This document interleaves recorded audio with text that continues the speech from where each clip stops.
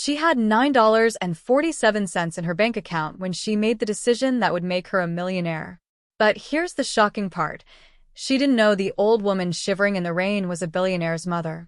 And when that billionaire walked into her rundown diner the next morning with a look that could freeze hell itself, she had no idea he was about to say 7 words that would flip her entire world upside down. But before we get to that, let me take you back to the moment that started it all.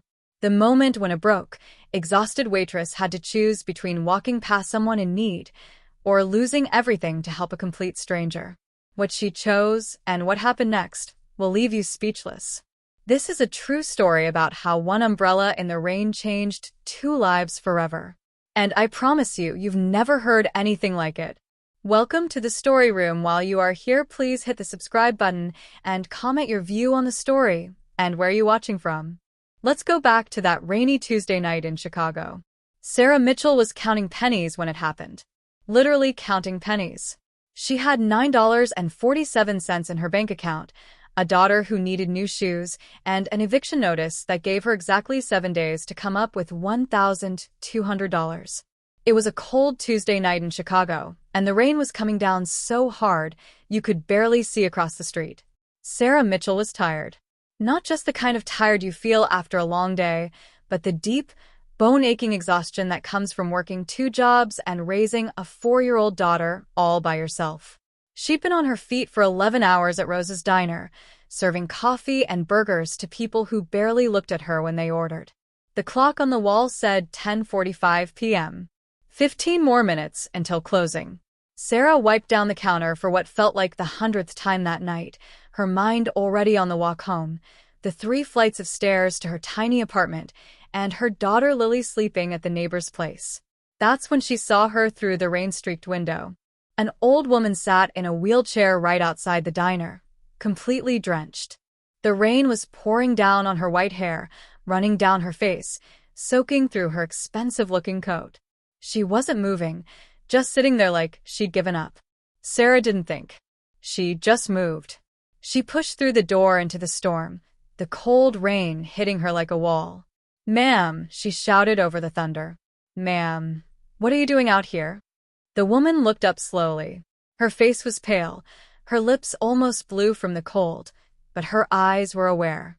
Scared. "My son," she whispered. "He said he'd pick me up for my doctor's appointment. I've been waiting. I don't know how long." Something inside Sarah's chest twisted. She knew that feeling too well. Being forgotten. Being left behind like you didn't matter. "Come on," Sarah said, already moving behind the wheelchair. "Let's get you inside."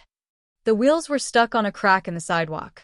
Sarah had to push hard, her shoulders burning with the effort, but she got the wheelchair moving toward the diner.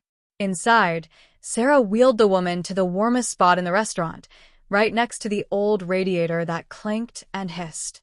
She ran to the back, grabbed every clean towel she could find, and wrapped them around the woman's shoulders.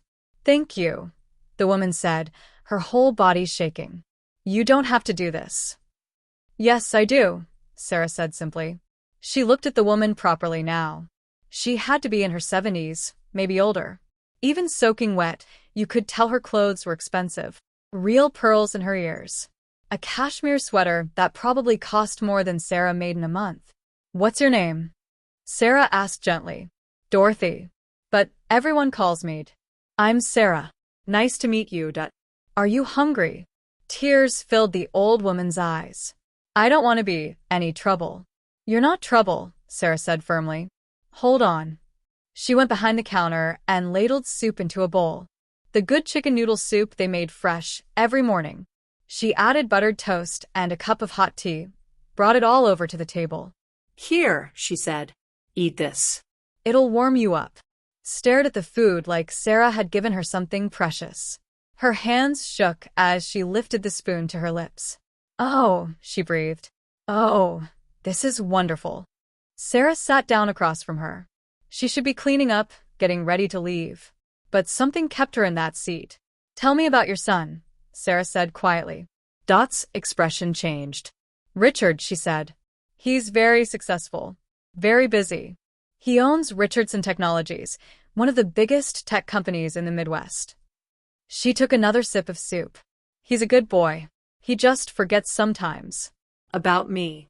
About everything that isn't work. Sarah felt anger flicker in her chest. What kind of son leaves his mother in the rain? I have a condition, Duck continued. Multiple sclerosis. It's getting worse.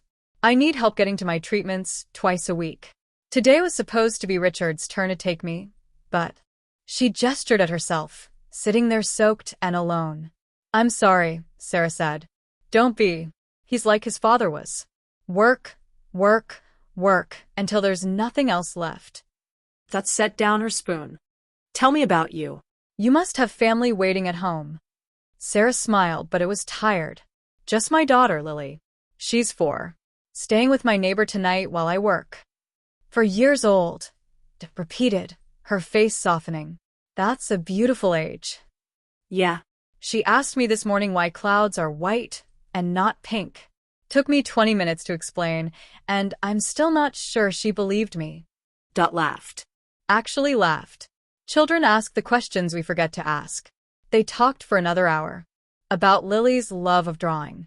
About Dot's life before MS took her ability to walk. About dreams and disappointments and the little moments that make life worth living. Then the door chimed. A woman in a sharp business suit walked in, her heels clicking on the floor. She looked around the diner like she'd stepped into something dirty. Her eyes landed on Mrs. Richardson, the woman said, her voice cold and professional. I've been looking for you. Dot's whole body went stiff. Sarah stood up slowly. And you are? Catherine Lewis. I'm Mrs. Richardson's personal assistant. I'm here to take her home. Sarah looked at it. The old woman's face had gone pale. Do you know this woman? A long pause. Then Dot nodded, just barely. She works for Richard. Sarah didn't like this. Something felt wrong. But what could she do? She was just a waitress. This woman was from Dot's world. Before they left, Sarah scribbled her phone number on a napkin and pressed it into Dot's hand. If you need anything, she whispered. Anything at all. You call me. Understand? Dot squeezed her hand. Thank you for everything. Sarah watched through the window as Catherine wheeled to a black car waiting at the curb. The windows were tinted dark. For just a moment, Sarah felt like someone was watching her from inside that car. Then they were gone, and Sarah was left standing in the empty diner, wondering if she'd ever see the kind old woman again. She had no idea that this was just the beginning. Sarah woke up the next morning to Lily jumping on her bed. Mama. Mama. You're still wearing your work clothes. Sarah's eyes opened. Sunlight stabbed through the thin curtains. Her whole body ached. She looked at the clock. 8:30 a.m. She had exactly 1 hour before her shift started again. The morning was chaos. Cereal for Lily. A quick shower in lukewarm water. Dropping Lily off at Mrs. Patterson's apartment. Running for the bus. Making it to the diner with 3 minutes to spare. You look terrible, Tony said. He was the cook, always there early, always scowling. Good morning to you too, Sarah muttered. The lunch rush hit like a wave. Orders, coffee refills, clearing tables, counting tips that never seemed to be enough. A man at table 5 left her $2 on a $40 check and smiled like he'd just paid her rent. It was 2:15 p.m. when everything changed. The door opened, and a man walked in who didn't belong in Rose's diner. He wore a suit that probably cost more than Sarah's car. His shoes were polished to a mirror shine. His silver hair was perfectly styled. He looked like he'd stepped out of a magazine. The diner went quiet. The man's eyes swept the room and locked on Sarah. He walked straight toward her. Sarah's stomach tightened. Somehow she knew. This was about last night. Sarah Mitchell? His voice was deep, controlled. Who's asking? My name is Richard Richardson. I believe you met my mother last night. There it was. Sarah set down the coffee pot she'd been holding. Is she okay? She's fine. Thanks to you. Richard glanced around the diner. Is there somewhere we can talk privately? This is as private as it gets. Whatever you need to say it here. Richard's jaw tightened slightly. He wasn't used to being told no, Sarah could tell. But he nodded. I wanted to thank you for helping my mother. She told me everything. How you brought her inside, fed her, made sure she was safe. He paused. And I wanted to apologize. I should have been there. I wasn't. That's on me. Sarah studied his face. He looked like same sharp eyes. But where Dot's eyes held warmth, his held something colder. Control. Your mother sat in the rain for over an hour waiting for you, Sarah said. She called you 3 times. I know. His voice was tight. I was in a meeting. My phone was off. By the time I saw her messages, Catherine had already picked her up. Catherine. Sarah's tone made it clear what she thought of that. Richard pulled an envelope from his jacket. I'd like to offer you compensation for your kindness. Sarah's spine went rigid. I don't want your money. It's not charity. I said no. Sarah's voice was sharp. I didn't help your mother because I wanted something from you. I helped her because she needed help. That's it. Richard stood there, envelope still in his hand, staring at Sarah like she was a puzzle he couldn't solve. You're a waitress at a diner that's barely staying open, he said. You have a daughter. I looked into your situation. You what? Sarah's voice rose. You investigated me? I needed to know who had contact with my mother. Your mother. Right. The woman you left in the rain, like she was garbage. Sarah stepped closer. You want to make yourself feel better? Write a check to a homeless shelter. Don't come in here throwing money at me like that erases what you did. The silence was thick enough to cut. Richard slowly put the envelope back in his pocket. You're right, he said finally. About most of it. I failed my mother last night. I've been failing her for years. He pulled out a business card instead. I'm not here to insult you with money. I'm here to offer you a job. Sarah blinked. What? A job? At Richardson Technologies. Senior consultant position. Your salary would be 8 times what you make here. Are you insane? I'm a waitress. I didn't even finish college. I don't need another business degree who can quote textbooks. I need someone with instincts. Someone who can read people. Someone who sees what others miss. Richard set the card on the table. Think about it. That's all I ask. I don't need to think about it. The answer is no. Before the story continues, subscribe. These stories are written to change lives. No. I don't belong in your world, Mr. Richardson. And I'm not interested in pretending I do. Richard studied her for a long moment. Then he smiled. Not a polite business smile. A real one. My mother said you were stubborn. She also said you were kind, smart, and that you made the best chicken soup she'd had in years. He tapped the card. The offer stands. Call me if you change your mind. Or don't. Either way, thank you for what you did last night. He turned and walked toward the door. Wait, Sarah heard herself say. Richard turned back. Your mother. She's okay? Really? His expression softened. She is. She asked me to tell you thank you, and that she still has your number. She might call sometime if that's all right. Tell her I'd like that. After he left, Sarah stood there staring at the business card. Simple. Elegant. Richard Richardson, CEO, Richardson Technologies. She should throw it away. Should forget this whole bizarre conversation. Instead, she slipped it into her apron pocket. For 2 days, that card burned a hole in her pocket. Every time she counted her tips and came up short. Every time she looked at the eviction notice her landlord had slipped under her door. Every time she thought about Lily's worn-out shoes and the holes in their winter coats. 8 times her current salary. The number was impossible. Had to be some kind of joke. On the 3rd day, late at night, after Lily was asleep, Sarah pulled out her phone and dialed the number. It rang 3 times. Richardson. Sarah almost hung up. Mr. Richardson, this is Sarah Mitchell. From the diner. A pause. Miss Mitchell. I wasn't sure you'd call. Yeah, well, neither was I. Sarah took a breath. That job offer. Is it still available? It is. I need to know something first. Why me? Really? Richard was quiet for a moment. Because when I watched you with my mother through that window, I saw something rare. You didn't hesitate. Didn't calculate what you'd get in return. You just helped. In my world, every action has an angle. But you were just kind. No agenda. That doesn't sound like a good reason to hire someone. It's the best reason. His voice was firm. So yes, Miss Mitchell. The job is yours if you want it. Sarah closed her eyes. This was crazy. She was a diner waitress. She had no business experience, no connections. But she thought about Lily, about the eviction notice, about the fact that she was 28 years old and already felt like life had beaten her down. Okay, she said. I'll do it. The Richardson Technologies building looked like it was designed to make people feel small. Sarah stood across the street, staring up at 35 floors of glass and steel that reflected the morning sun like a knife. She'd bought her outfit at a thrift store. A navy blazer that was slightly too big. Gray pants she'd hemmed herself. Shoes that pinched her toes. Her hair was pulled back in a bun she'd watched YouTube videos to learn how to make. She looked professional. She hoped. You can do this, Sarah whispered to herself. You've dealt with angry customers. You've negotiated with landlords. You can handle people in suits. She didn't believe herself. But she crossed the street anyway.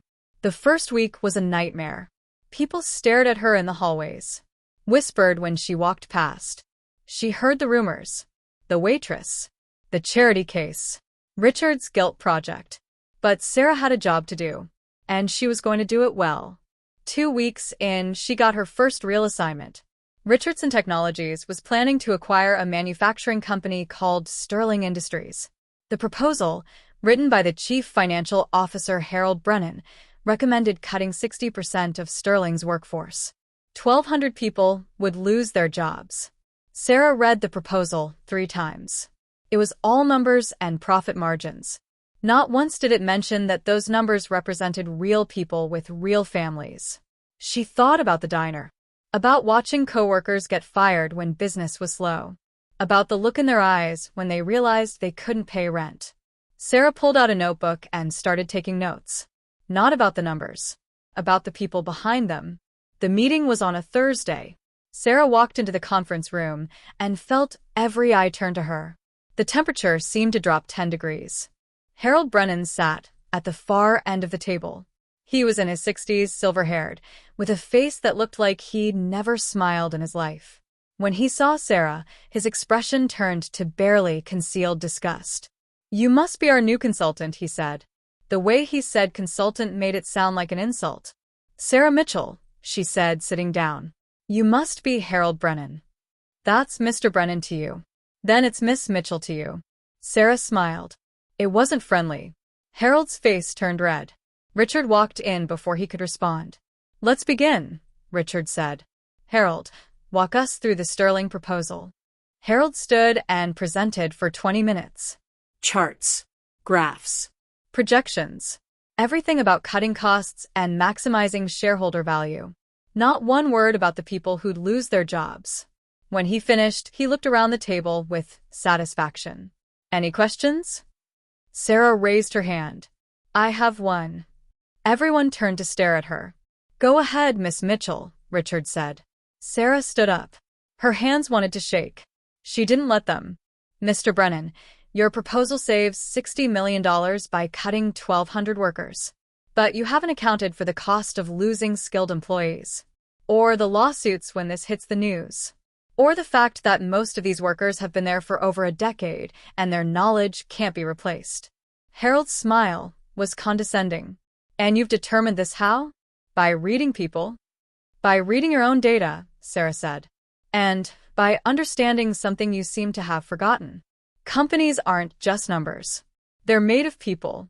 When you cut people without strategy, you destroy knowledge that took years to build. She pulled up her laptop, showed her own analysis. Here's an alternative. Offer early retirement packages to 400 senior workers. That saves $25 million. Restructure management, cut the bloated executive salaries. That's another $15 million. Invest in training and technology. Net result, $30 million in savings, and you keep 70% of your workforce. The room was dead silent. That's less than my proposal, Harold said. It's sustainable. Your proposal destroys the company. Mine gives it a chance to survive. Harold's face turned purple. You've been here 2 weeks. 2 weeks. And you think you understand this business better than I do? I understand people. And I understand that treating them like they're disposable is how you kill a company. Sarah met his eyes. It's easy to cut jobs when you've never worried about losing your own. The silence stretched out like a wire about to snap. Richard spoke. That's enough for today. Harold, Sarah, I want revised proposals from both of you by Monday. We'll meet again then. After the meeting, Richard called Sarah to his office. That was either brilliant or career suicide, he said. I haven't decided which. I just told you what I saw in the data. You told Harold Brennan, a man who's been here 25 years, that he's wrong. In front of everyone. Richard's eyes were unreadable. Do you understand what you've done? Made an enemy? Several. Harold has allies. They're going to try to destroy you now. Sarah lifted her chin. Should I apologize? Richard studied her. Then, unexpectedly, he smiled. God, no. I brought you here to shake things up. You just did it faster than I expected. He sat on the edge of his desk. Monday's meeting is going to be war. Can you defend your proposal? Yes. How? Because I'm right. And because I've been on the other side of those layoffs. I know what they cost in ways your spreadsheets never will. Monday came too fast. Sarah spent the weekend refining her numbers, checking every detail. When Monday arrived, she walked into that conference room with her head high. The battle lasted 3 hours. Harold threw everything at her. Questions. Challenges. Attempts to make her look foolish. But Sarah held her ground. For every attack, she had an answer. For every number he threw at her, she had a better one. Finally, Richard stood. I've made my decision. We're going with Sarah's proposal. Harold's face went white. This is a mistake. Maybe. But it's my mistake to make. Richard looked around the table. This company is going to start remembering that our success depends on people, not just profit margins. If you can't accept that, there's the door. Sarah had won. But as she left the conference room, she knew this was just the beginning. The real war was about to start. 3 months passed. Sarah threw herself into her work. The sterling deal went through with her restructuring plan. 0 layoffs except the voluntary retirements. The local newspaper ran a story praising Richardson Technologies for their ethical business practices. Sarah's life had changed completely. She had a better apartment now. Lily went to a good preschool. They could afford real groceries, new clothes, things Sarah had only dreamed about. And she'd gotten close to that. Took her to doctor's appointments every week. They'd have lunch after, talking about everything and nothing. They'd become real friends. Life was good. That should have been Sarah's first warning. It was a Tuesday morning when Catherine appeared in Sarah's office doorway. Her face was grim. We have a problem, Catherine said. What kind of problem? The kind that could end your career. Come with me. They went to Richard's office. He was there, along with a company lawyer and 2 people Sarah didn't recognize. They wore suits that said law enforcement. Sarah's stomach dropped. What's going on? There's been a security breach, Richard said. His voice was cold. Classified information about our bid on the Hayes government contract was leaked to our competitor. The leak came from your email account. The room tilted. What? No. That's impossible. The lawyer pulled out a tablet. There's an email from your account sent last Friday at 11:30 p.m. Confidential documents attached. Sent directly to Blackwell Corporation. I didn't send that. I wasn't even working Friday night. I was home with Lily. Can anyone verify that? One of the unknown men asked. My daughter. She's 4. Anyone else? Sarah's mind raced.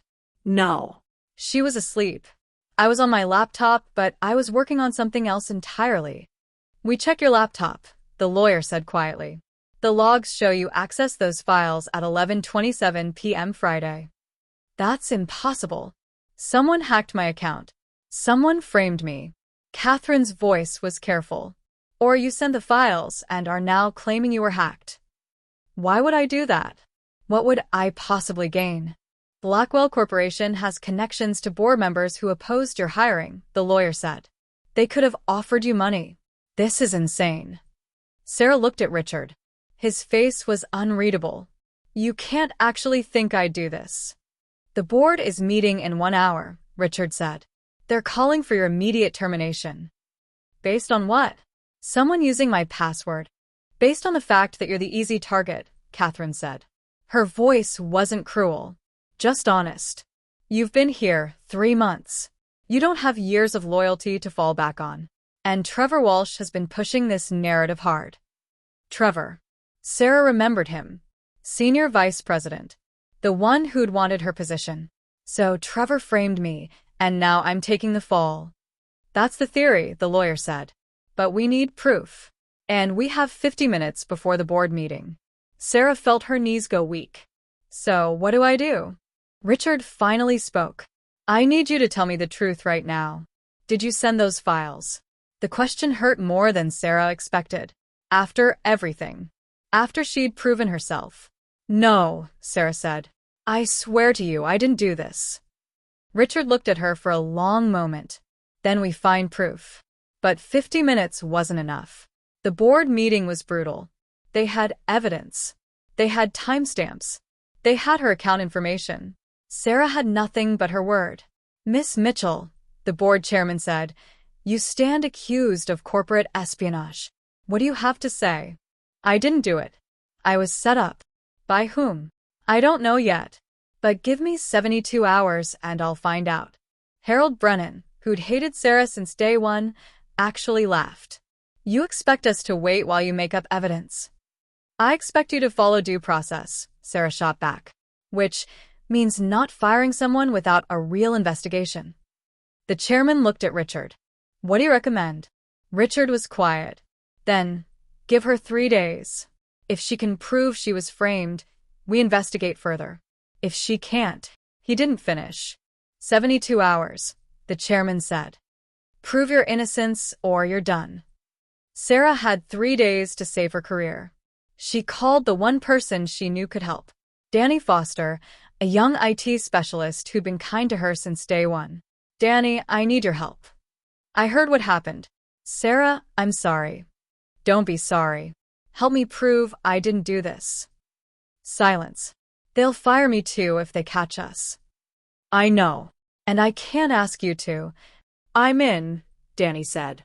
Where do you want to meet? They met at a coffee shop far from the office. Danny brought his laptop. The email was sent at 11:30 p.m. Friday, he said. But at 11:27, there was a remote access login from your account. Someone was controlling your computer from a different location. Can you trace where? Working on it. But whoever did this knew what they were doing. They used multiple proxy servers. Sarah called. I need help. The kind only someone with your experience can provide.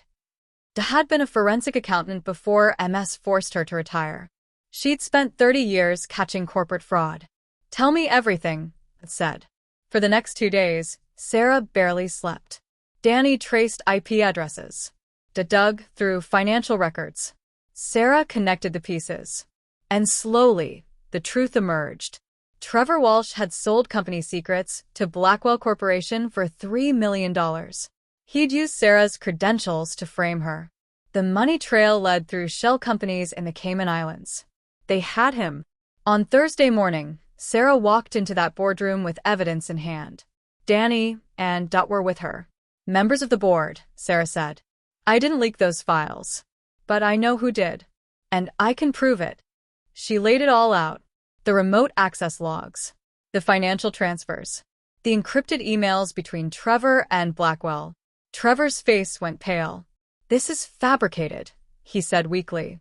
Then explain why your signature is on these bank documents, said, sliding papers across the table. And why you personally visited the Cayman Islands 2 weeks before the leak. The chairman looked at the evidence. His face turned to stone. Mr. Walsh, you're terminated effective immediately. Security will escort you out. Our lawyers will be contacting federal authorities within the hour. Sarah had won. But as Trevor was led away, she didn't feel victorious. She just felt tired. After the meeting, Richard approached her. I'm sorry I doubted you. You gave me a chance to prove myself. That's more than most would have done. Richard looked at his mother, who'd wheeled herself into watch. She never doubted you for a second. Dot smiled. That's because I know who you are, dear. And nothing they said could change that. 5 years later, Sarah sat in her corner office on the 35th floor, looking out at Chicago spread beneath her like a promise kept. Her desk held the usual clutter of executive life, but also a photo of Lily, now 9 years old and grinning with missing teeth. A framed note from the board chairman. A small paperweight had given her that said, "Kindness is strength." Sarah's phone buzzed. A text from Lily. Mom. I got an A+ on my essay about heroes. I wrote about you. Sarah smiled and typed back. You're my hero, sweetheart. Pizza tonight to celebrate. Extra cheese, came the immediate reply. There was a knock on the door. Catherine entered, holding a folder. The reporter from Business Weekly is here for your interview, Catherine said. Actually, I'm going to cancel.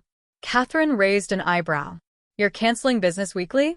They're calling you the woman who changed corporate America. I'm not comfortable with that headline. I'm not some savior. I just did what was right. Catherine sat down. You know, when Richard first hired you, I thought it was the worst decision he'd ever made. I know. You weren't exactly subtle about it. I was wrong. About everything. You're one of the best executives I've ever worked with. Catherine stood. And for what it's worth, I'm glad you're here. After Catherine left, Sarah checked her email. One message stood out. Subject: Thank you. She opened it. Miss Mitchell, you don't know me, but you saved my job 5 years ago. I was one of the 1,200 workers at Sterling Industries who was supposed to be laid off. I was 56 years old. I'd worked there for 22 years. I thought my life was over. Then Richardson Technologies announced they were restructuring instead of cutting. They offered early retirement for people who wanted it. Training programs for those who stayed. They actually cared about us. I'm 61 now. I took early retirement last year. I have enough money to live comfortably. My grandkids have college funds. And I get to spend my days doing things I love instead of worrying about bills. I heard you were the one who fought for us, who convinced the board we were worth saving. I just wanted to say thank you. You changed my life. Sincerely, James Carter, Sterling Industries, retired. Sarah read the email 3 times. Then she walked down the hall to Richard's office. Richard was there with a young woman. Sarah, this is my niece, Jennifer. She's starting here next week. Business degree from Northwestern, top of her class. But I told her the most important thing she'll learn from you. Jennifer extended her hand. It's an honor, Miss Mitchell. My aunt talks about you constantly. Your aunt exaggerates. No, she doesn't, Jennifer said. She says you reminded her that getting older doesn't mean becoming invisible. That everyone has value. She says working with you made her feel alive again. Sarah felt tears prick her eyes. Your aunt reminded me who I wanted to be. After Jennifer left, Richard said, I wanted to talk to you about something. The board has approved a major expansion of our community investment program. We're creating a new position, Chief of Community Impact. Someone who can focus on making sure we don't just make money, but actually help the communities we operate in. Sarah already knew what he was going to ask. You want me to take it? I want you to consider it. You've changed this company, Sarah. You've changed me. I used to think business was just strategy and profit. You taught me it's about people. Richard's voice was serious. I want to make sure that philosophy survives long after we're both gone. That evening, Sarah picked up Lily from school early. They went to the park, and Sarah pushed her on the swings. Mom, you seem really happy today, Lily observed. I am, sweetheart. Very happy. Why? Sarah thought about it. Because of good people. Because when things were hard, people helped me. People who didn't have to, but did anyway. Like Aunt. Exactly like Aunt. That night, after Lily was asleep, Sarah went to visit. She found her in the garden of her care facility, sitting in her wheelchair with a book. There's my girl, said, smiling. You look troubled. Sarah sat on the bench beside her. Richard offered me the Chief of Community Impact position. I know. He asked my opinion first. Of course he did. Should I take it? That depends. Are you someone who plays it safe? Or are you someone who sees what needs to be done and does it? Sarah was quiet for a long moment. That rainy night when you were outside the diner. Did you know it would lead to all this? Of course not. I was just a scared old woman who thought her son had forgotten her. Took Sarah's hand. But you saw me. Not the wheelchair. Not the disease. Just someone who needed help. And you helped. She squeezed Sarah's hand. Take the job. Build something beautiful. Show the world that business doesn't have to be cruel to be successful. Sarah made her decision that night. She took the position. Built a program that expanded to 15 cities. Created opportunities for thousands of people who'd been forgotten by the business world. And through it all, she never forgot that rainy Tuesday night. The night she chose to help a stranger instead of staying warm and dry. One choice. One act of kindness. And it had changed everything. Because that's what kindness does. It ripples outward like waves on water, touching lives you'll never meet, creating change you'll never see. Sarah learned that the smallest acts of compassion can build the biggest legacies. That's seeing people as human beings, not numbers or problems or inconveniences, is the foundation of everything worth building. And that sometimes, when the rain is pouring down and someone needs help, the bravest thing you can do is simply step outside and offer your hand. Because you never know whose life you might change. Or how yours might be changed in return. Remember, kindness is never wasted. Every act of compassion matters. Every person you help carries that light forward into the world. And sometimes, the life you save might be your own. Thanks for your watching. Don't forget to share, like, and subscribe to the Story Room for meaningful stories that inspire and teach life lessons.